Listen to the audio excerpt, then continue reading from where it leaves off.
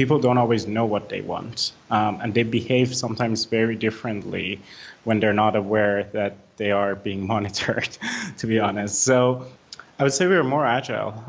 We don't commit to anything. We want to do what makes sense, and we try that out and see where it goes there.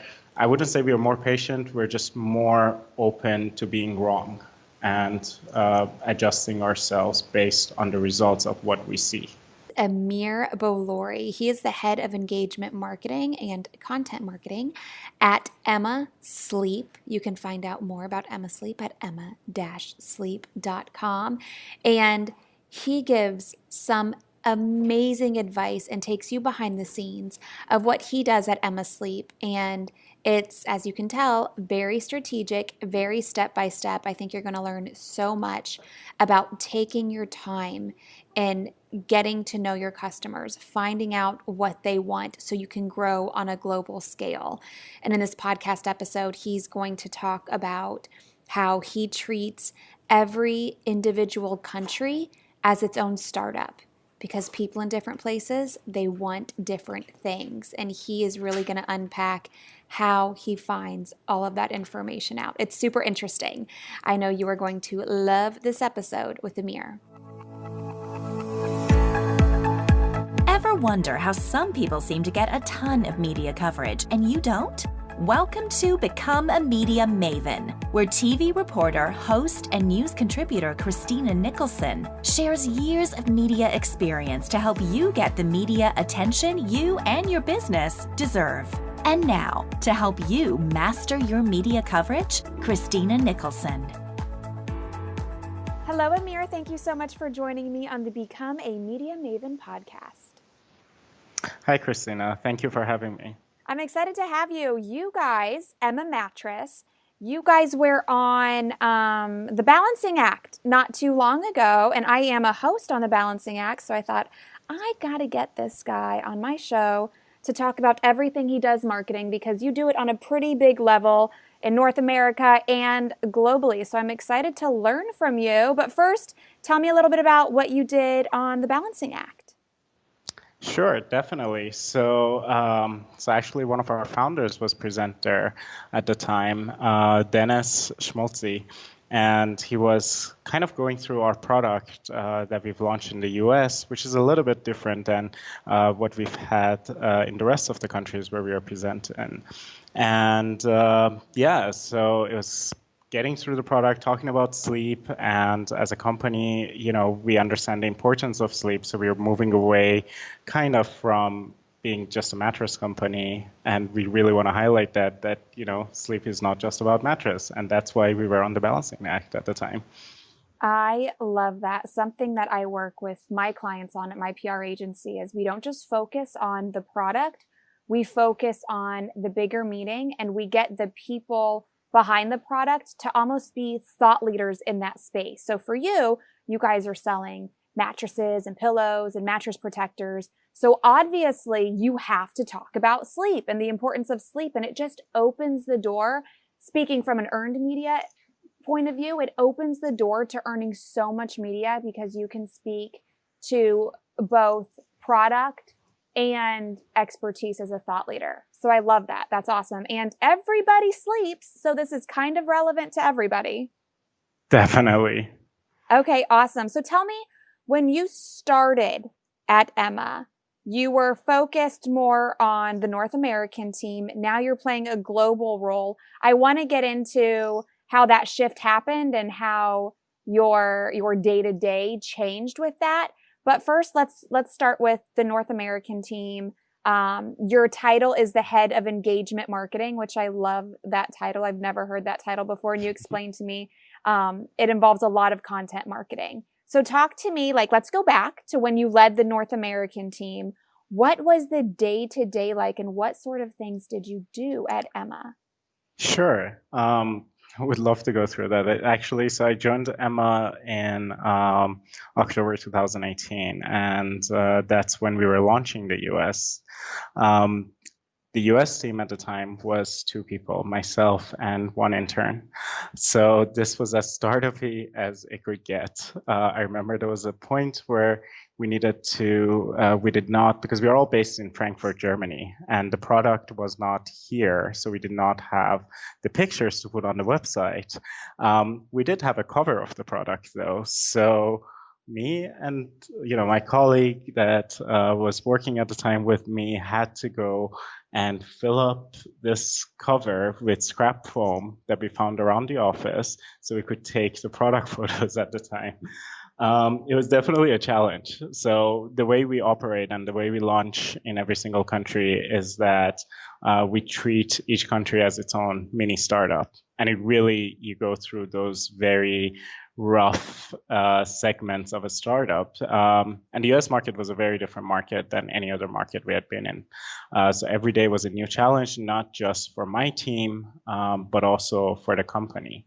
Marketing costs were significantly higher compared to Europe, and the customer behavior was very different. In Europe, people were more product oriented. The marketing message played a much bigger role in the US.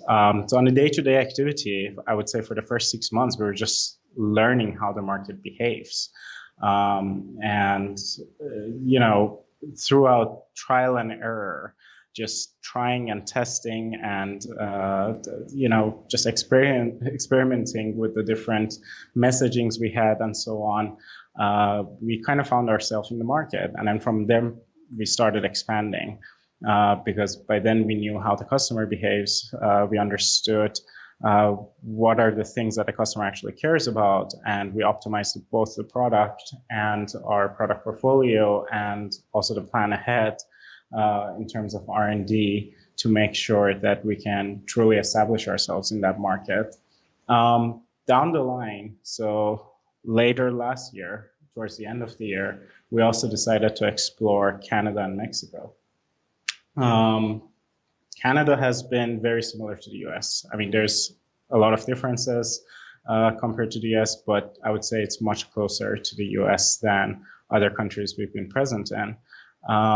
On the other hand, Mexico was a lot of fun for me because Mexico was a market that everything we did works. And this was the opposite of the US, where we had to go through so much of trial and error till we got to the point that something actually worked. And so it was a lot of ups and downs, I would say, in these last year and a half, roughly speaking. And most of it was just testing and learning and optimizing and testing and learning, optimizing, and just going in that circle till we got it right.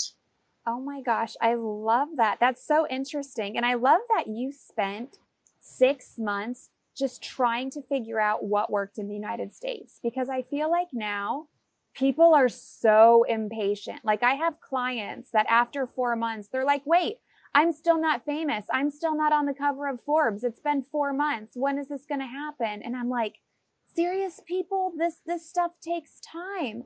So you spent 6 months learning what people in the US cared about, how their behavior was when it came to marketing and selling. So how did you figure out what they cared about? Because I think this is something a lot of marketers and business owners struggle with, is how do you even figure that out? Because so many people, they do the wrong thing for years. Sure, definitely. And there's 2 ways to approach this. One way is, when you do the traditional market surveys and market studies and focus groups and so on, what we have realized, again, through experience by launching, we're in 22 countries by now. And what we've realized is that, that doesn't always work, especially at the launch point, because people don't always know what they want. And they behave sometimes very differently when they're not aware that they are being monitored, to be honest. So at the time, what we were doing was a lot of active testing. So for messaging, for example, to coming up with the USPs currently, it's, the current messaging that we have on our website is the European sleep experience. To get to this point, we were running Google Ads in the form of testing, essentially on Google Ads, even though the channel was not profitable for us at the time, just for the sake of understanding the market and what are the messages that resonate with the people who are actively searching for mattresses. So kind of reverse engineering the system and going deep into that to understand, yeah, okay, this works. This is what people like, but then they land on the page and they don't get what they signed up for. So, okay, let's change this now and maybe change the UX of the website a bit and see how the customer is going to behave in response to that. So it was, kind of actively doing these live tests on the websites and, putting our money where our mouth is. Because that's the only way that we can actually see how this invisible customer is behaving. I love that. And I love that you ran Google Ads to test your messages instead of saying, day one, I'm going to run a Google ad to sell this stuff. Do you find that you are more patient and maybe more strategic than others? I mean, what do you say to people who they kind of skip this part, or they sweep it under the rug because they just want to get to the sales, and this is a vital foundation for people to have? I would say we are more agile. We don't commit to anything. We want to do what makes sense. And if we don't have any strong reason to think that, for example, Americans care about German engineering, which is a strong USP in a lot of countries we're very active in, obviously, it's going to be one of the things we're going to test, but we're not going to be committed to it. If people really don't care about the engineering that has gone into the mattress, we're not going to force it on them. I think it's, again, going back to rational decision making, which is at the core of our company. We just go ahead and see what makes sense, and we try that out and see where it goes there. I wouldn't say we are more patient. We're just more open to being wrong and adjusting ourselves based on the results of what we see. I love that. And I have to ask this, you said this, and I'm very curious. Why do you think everything you did worked in Mexico? One major key difference was the competition or lack thereof. So the market, surprisingly, a lot of the American companies are not present in Mexico. So the competition is quite low, especially within the foreign brand segment.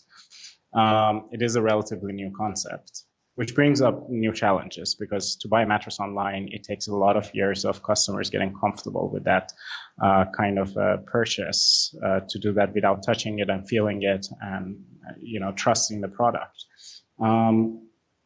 So Mexico, one was, again, lack of competition. The other thing was that marketing costs were quite low.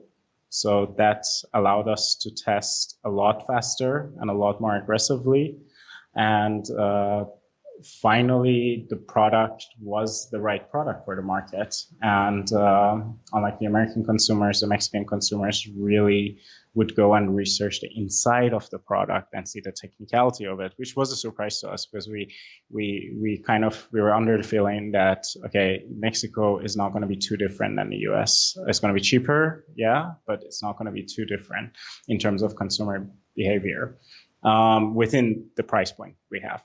And those were the major differences there. And the Mexican consumer behaved very much like the European consumers we have.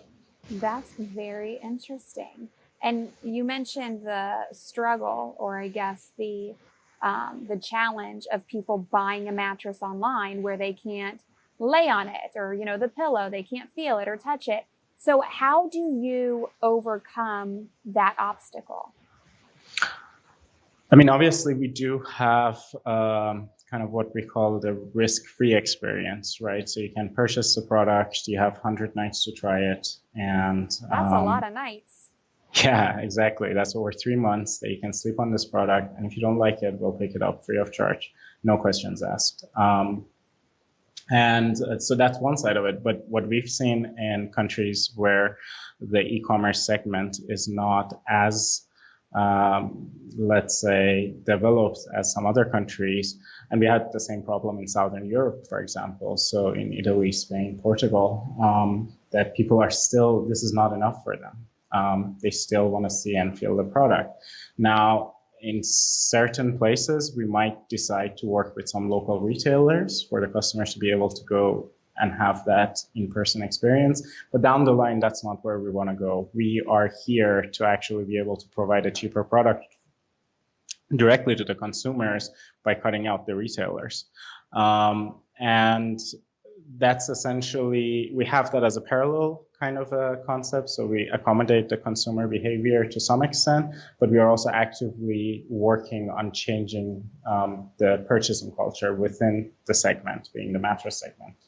And that goes through different mediums that, such as TV ads that we run, or possibly we could have educational videos on some areas, or working on customer reviews and customer experiences to really show that this is something that is actually, there is really no risk. You can't go wrong with this. So yeah, on the one hand, we might give in a little bit into the culture. On the other hand, we actively work on changing the consumer behavior. Yeah, that's amazing. Yeah, you sold me. I'd buy a mattress online if I could try it out for 100 nights. And if I said, hey, come get it, you get it. No questions asked. That's amazing. Before we get to the switch from North American to global, I want to talk about your marketing and the content that you're putting out there. So when I talk to my listeners, we talk about the 3 forms of media: owned media, your social media, your website; earned media, which is what we do at our PR agency, where we earn you exposure in the media without paying for it, no ads. And then, of course, there's advertising. So can you talk to me about the US team and what kind of different forms of media you guys are putting out there, and what kind of content you're creating to market Emma? Sure, definitely. So the US has been a little bit more unique compared to the other countries we're present in. And again, that goes into the high marketing costs and us going with the rational decision-making model, which is we just do what makes sense. So in the US, we've tried a lot of things. So we've tried TV commercials, for example, and we realized, okay, it's not the time right now. So we paused that, and we will revisit it again because it's going to be a major channel down the line for us in terms of the revenues we're going to bring in and the number of products that we're going to be able to sell. The focus right now is on building trust, and maybe that's one of the reasons that, for example, we decided, okay, we're going to go on the balancing act and present our products there, because this brings up a level of trust in a market where we are unknown, where we have recently entered, and we don't invest as much in branding the way other companies do. We're not comfortable running a business unprofitably for years. So going back to that, we are working on building up the trust. Now, affiliates play a huge role in this. And in the US, the affiliate market is quite big.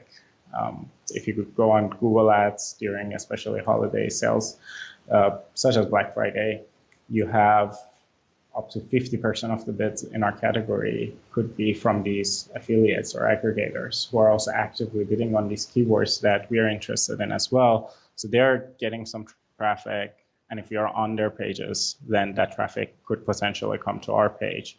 And our paid media right now is focused there, while we can build up an infrastructure that can accommodate the other channels as well. Within the earned media, obviously, we're on social media channels, and actually my current team creates the strategy for that, whether it's through influencer marketing or regular social media posts. We are, as mentioned at the beginning, we are trying to move into becoming sleep experts, and we do have neuroscientists in-house here that work in our R&D department that are actively researching brain waves and generally sleeping patterns and behaviors.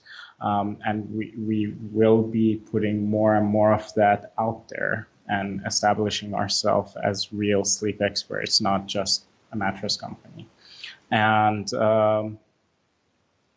finally, in terms of the earned media, I mean, PR has been quite nice, and it's been one of the most profitable channels for us in the US. I like to hear that. It has That's my been, jam.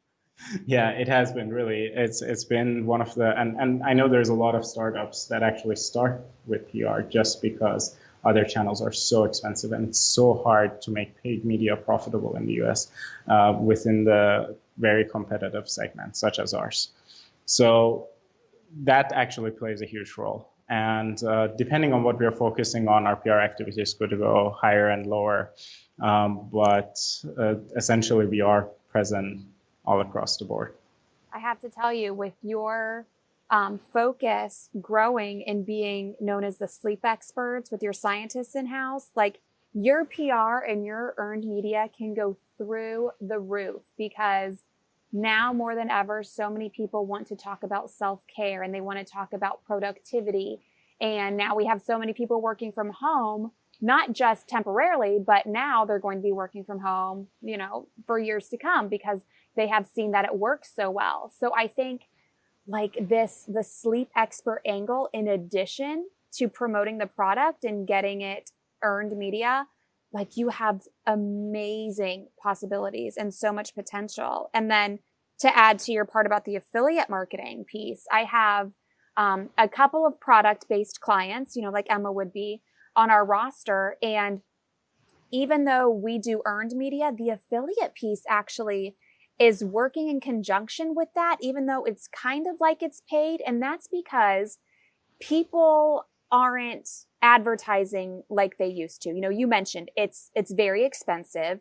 You don't get the same authority or credibility as you do when people know you're paying to be there. So when you work with a media outlet as an affiliate, they get that little kickback when people click on that link and buy something, and then they're making money. So I know a lot of journalists, we pitch a lot of our clients to the media, and they tell us, they say, hey, does this person have an affiliate program? Because, you know, we work with Share a Sale, or do they sell on Amazon because we, you know, have an affiliate program with them. And it increases our clients' chances of coverage so much more if they work with an affiliate program than if they don't. Because not only are they doing their job by crafting their story and getting their story out there, but they're also making the rest of their team and higher ups happy, because when they get those clicks and those buys, they also earn some money. So, you know, we've learned, especially these last couple of years, how so much of these different forms of media, they all work together and they all overlap.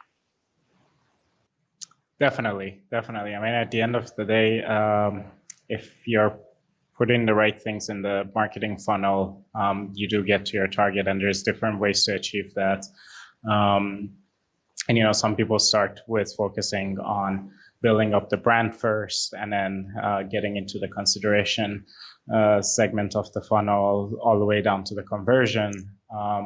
And we try to focus on actually working on the conversion first, and down the line, as we are focusing on that, building up the brand, which is we've done successfully. You know, we followed this pattern, and we have been able to achieve this successfully in several countries where we are the market leaders within the segment. So it is something that works, but obviously you need to be flexible and agile and adapt yourself to every single market and go through the different levels of the funnel, and, you know, focus on the right things in there to get to the point where you want to get to.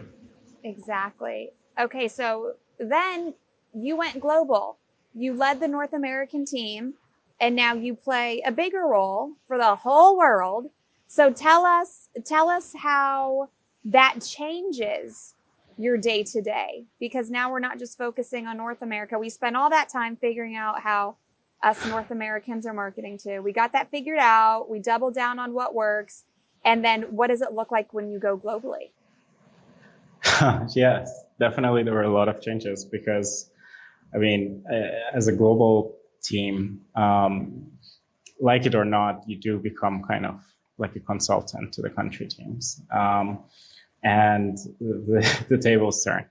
It's you have 22 countries for all your stakeholders. You have the other marketing teams in the company who are kind of your stakeholders. You rely on them, they rely on you. So the dynamics change a lot. You need to understand every single market a little bit more. And you're not in a position to execute as much. So the execution, at least in our company, for the most part, falls on the country teams. So you are limited a little bit, but the nice thing about it is that you have the time to focus on the strategy that takes each channel that you're working on to the next level. And that's kind of what we're doing right now in my team, is that whether it's influencer marketing, whether it's consumer insights, or whether it's PR, finding ways and, taking, for example, let's say the US to do a test in PR and then see if this works. And if it works, we take the learnings and apply it to other markets. So that's currently kind of what we're doing, in the global team. Again, dynamics are very different, but it's a new challenge. It's a lot more strategic on some levels. And it's exciting. I'm really excited. It's still new. I started in April in this role, so it's still quite new, and it's a lot of fun. That is very cool. Now tell us, we've been talking about Emma, what you do at Emma, for 25 minutes now. Can you tell us a little bit about the products? You have mattresses, which I'm assuming a mattress is your core product, but then you also have the protector and you also have the pillow. So tell us a little bit about the products, because we can't ignore the products here. Sure, definitely. So, Emma itself was born in 2015 and with the Emma mattress. And that was the only product we had at the time. And it was actually, an intern's idea in our company, because we did have other brands that we were working on and an e-commerce business. And so, we decided to work on it back then. And this became our core product and our main source of business now today. So what we did that was different than other players in the market back then is that we had engineers develop the mattress. So instead of just putting, some layers of foam on top of each other, one of the first things we did is that we created a very small R&D team at the time, very young, very small R&D team, that actually developed a mattress that had proper zonings and proper cutouts. And we took advantage of the engineering talents that Germany is famous for. And we created a super mattress, let's say, because since then we're still continuously winning awards in different European countries that we're active in, most recently in Germany, actually. So that was the core of the product. Then obviously, as the business grew and as our R&D team developed, we started having the pillow, which again, a layered pillow. So not just a piece of foam, in a cover, but rather different kinds of foam placed on top of each other. It's an adjustable pillow, so you can take out the layers and adjust it to your own preference. So then the pillow came, the mattress protector came, and the bed frame came. And so in the US, we're not currently selling the bed frame, but we do have that in other countries as well. And now, as mentioned, we are trying to move away from the mattress. We feel like we've mastered the art of building mattresses and smaller products, but we're actually moving into becoming a sleep tech company. And what that means is that, the first product is still a mattress, but we're developing our own smart bed, which will be launched actually in the US probably by October. And that's one of the exciting products we have. But we're also testing out other products that are more focused on improving your sleep, that are not your mattress, so rather gadgets that will help you out. We are developing our own app that will help you out, track your sleep, and make sure that you are getting your 8 hours, 9 hours, whatever your body needs every night. So that's where the product portfolio is going towards. And that's why the R&D team in our company has become one of the most important teams we have.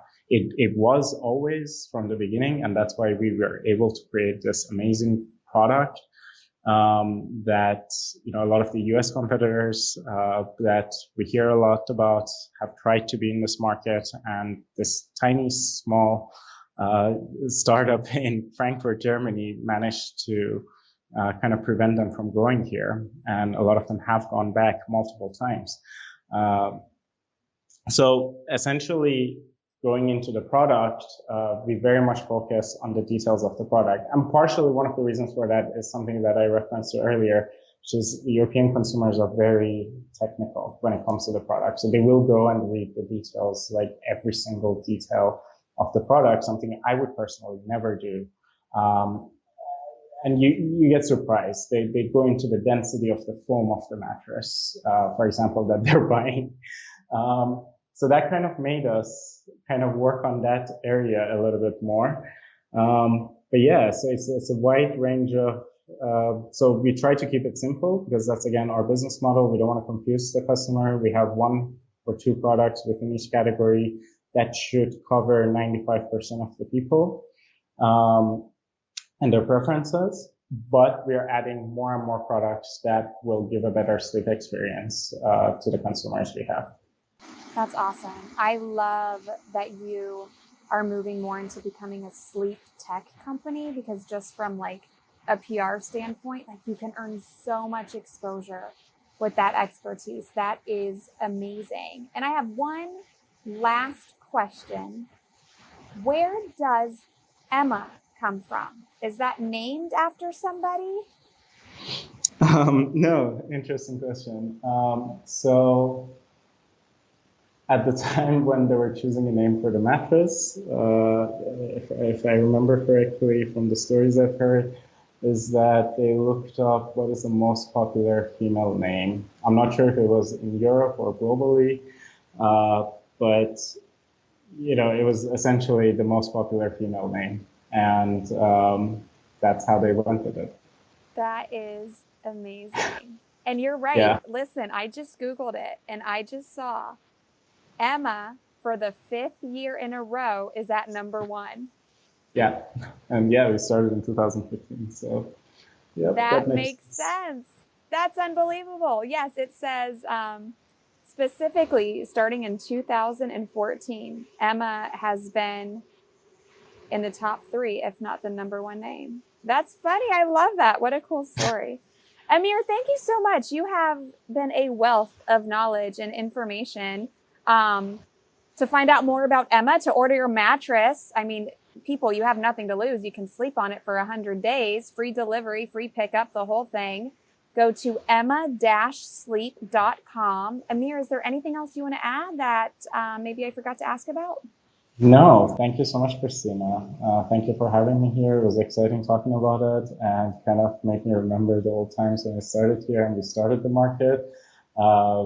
Again, going from a team of 2 people to now 20 people as a company, moving from 100 people to 400 people, and in my head going through all of these while telling the stories was quite exciting. So thank you so much for the talk. Thank you so much for listening. If you would like to know more about Emma Sleep, just check out emma-sleep.com. And if you haven't already, please do me a favor and tap that subscribe button. Leave me an honest rating or a review. Let me know how you are liking the Become a Media Maven podcast. Remember, you can always check out the show notes in your podcast app or at becomeamediamaven.com. And you can also find me on social media at Christina All Day. Thanks again for listening.